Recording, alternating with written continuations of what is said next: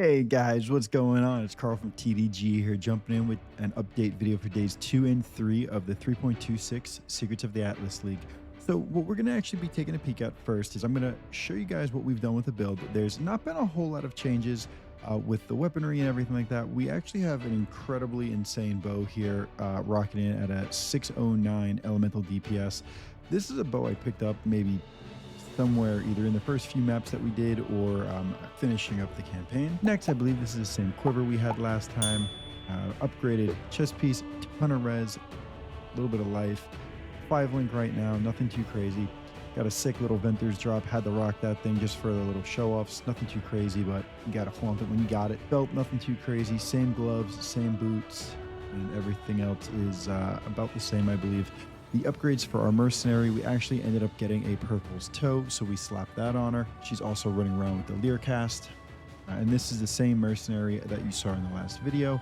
Maybe a higher level, but the same thing. We're using that kinetic blast as our clear for the mercenary, and also she's giving us a haste aura. I'll be honest, I don't know how much of that I noticed because we have our haste down here. The other major thing that we got as an upgrade was we actually got the blink arrow of prismatic clones.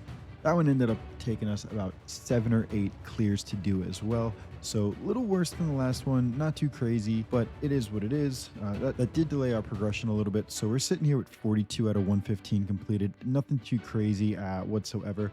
Didn't have a lot of time to play today with it being Father's Day and all. And then yesterday we had a lot of outages with the server. So I just kind of let everything be because I had suffered a few rollbacks and I really didn't feel like having that happen anymore. Especially with some of the good gear that we were getting from the mercs. So with that being said, let's jump in and take a look at our passive tree. Nothing too crazy. We just expanded out like we said at the end of last video. Swapped this over to here like we talked about, filled this out, grabbing our lucky suppression, filled out the rest of the tree down here a little bit. We're just still 1 point away there, 1 point away there, 2 points away here, and 2 points away there from being able to throw some jewels in. Finishing out right here with our last point, threw in some minions penetrating some Ellie res when they're cursed there, waiting to pick up the 30 max life there, and then going to continue to look at what else we can build out on. Most likely going to end up coming up here and working with the large cluster, but that'll be remaining to be seen what we do there. Again, the upgrade here once we get that 5 link, the proper coloring. That's the other thing that I've been having a hard time with is we got no chromatics really to work with. So this has been really hard to get the second red on. But once we get that, we have our gem over here, volatility, leveling up and ready to go. And that'll be substituting in for the faster attacks. But yeah, otherwise everything is about the same as the last episode. And I'll leave you guys with some gameplay of me clearing the mini bosses for both the Eater and the Searing Exarch, and hopefully later this week I'll be able to get you a full clear of that, as well as some endgame progression. We're gonna have a long weekend this weekend, so I plan on grinding some of that out as well, and I hope you guys enjoy.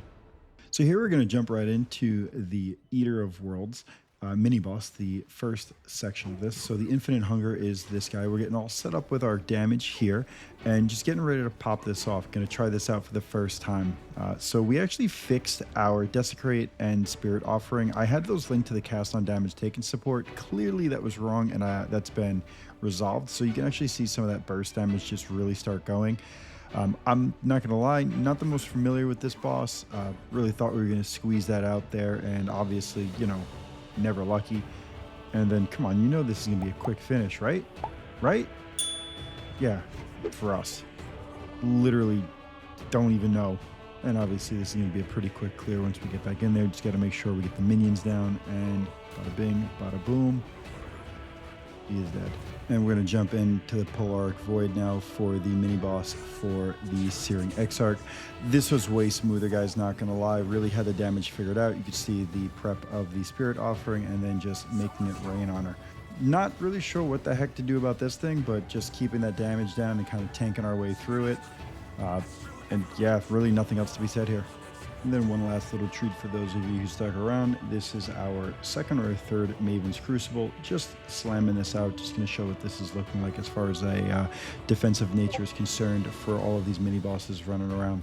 So just kind of slamming everything down, and they don't really stand a chance. We just run around in circles, and that's the end of it.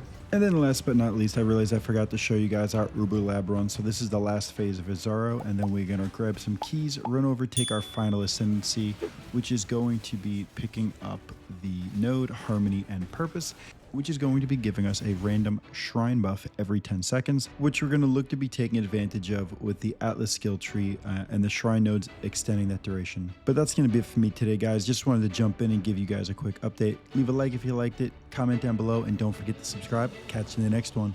Peace.